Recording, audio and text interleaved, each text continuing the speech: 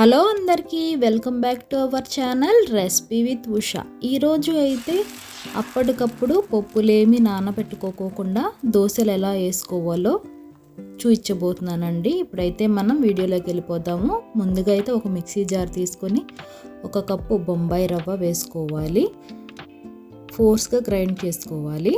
ఆ తర్వాత medium size టమాటాలు 2 కట్ చేసుకొని వేసుకోవాలి. అందులోకి 2 రెబ్బల కరివేపాకు, 2 ఎండుమిరపకాయలు, 1 టేబుల్ స్పూన్ అంత జీలకర్ర కూడా వేసుకుని గ్రైండ్ చేసుకోవాలి. బాగా గ్రైండ్ అవ్వాలన్నమాట. ఇప్పుడు గ్రైండ్ చేసింది చూపిస్తున్నాను చూడండి. బరకగా కాకుండా ఇలా గ్రైండ్ చేసుకోవాలి. ఇదైతే ఇప్పుడు ఈ బ్యాటర్ని ఒక బౌల్లోకి తీసేసుకుందాము.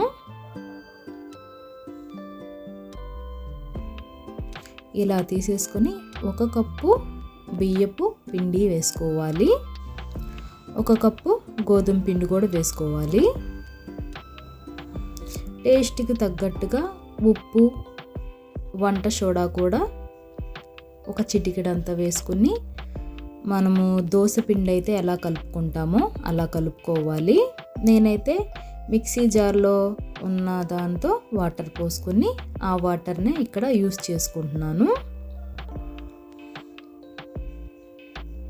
ఈ పిండి మొత్తం ఇలా కలిపి ఆ వాటర్ పోసుకొని దోశ పిండిలాగా మనమైతే కలుపుకోవాలి. ఇక్కడ కలుపుకొని ఒక 10 నిమిషాలు అయితే మూత పెట్టేసుకుందామండి. ఇప్పుడైతే మనం పచ్చడి ప్రిపేర్ చేసుకుందాం. ఈలోపు పచ్చిమిరపకాయలు, శనగపప్పు, గుళ్ళు వేసుకొని పచ్చడి చేసుకుందాం. పక్కకు పెట్టేసుకుందాం. పచ్చడి చేసుకుని ఆ పచ్చడి వీడియో నేను చూపించట్లేదు. ఇప్పుడైతే పిండి అయితే ఇలా నానిపోయింది కదా 10 నిమిషాలు. ఇప్పుడైతే మనం దోశ ప్యానం తీసుకొని దోశ ప్యానం వేడైన తర్వాత దోశలు అయితే వేసుకోవాలి. ఒక సైడ్ కాలిన తర్వాత మరొక సైడ్ ఎలా తిప్పుకోవాలి ఆ వీడియో క్లిప్ మిస్ అయిపోయింది. అన్ని దోశలు ఇలా వేసుకుంటామేనండి. అంతే, వెరీ సింపుల్గా అప్పటికప్పుడు పప్పులేమి నానబెట్టుకోకుండా ఈ దోశలు అయితే వేసుకోవచ్చు. చాలా అంటే చాలా చక్కగా వస్తాయి, టేస్టీగా కూడా ఉంటాయి అన్నమాట. అంతేనండి, వెరీ సింపుల్ కదా. మనమైతే ఇప్పుడు చట్నీతో టేస్ట్ చేద్దాము. అంతేనండి, వెరీ సింపుల్. మీరు కూడా ఒకసారి ఇలా ట్రై చేయండి. నా వీడియో మీకు ఎలా అనిపించింది? నా వీడియో నచ్చితే లైక్ చేయండి, సబ్స్క్రైబ్ చేసుకోండి. మరిన్ని రెసిపీస్ కోసం నా పేజీని ఫాలో చేయండి. మరొక రెసిపీతో మీ ముందుంటాను. Recipe with Usha.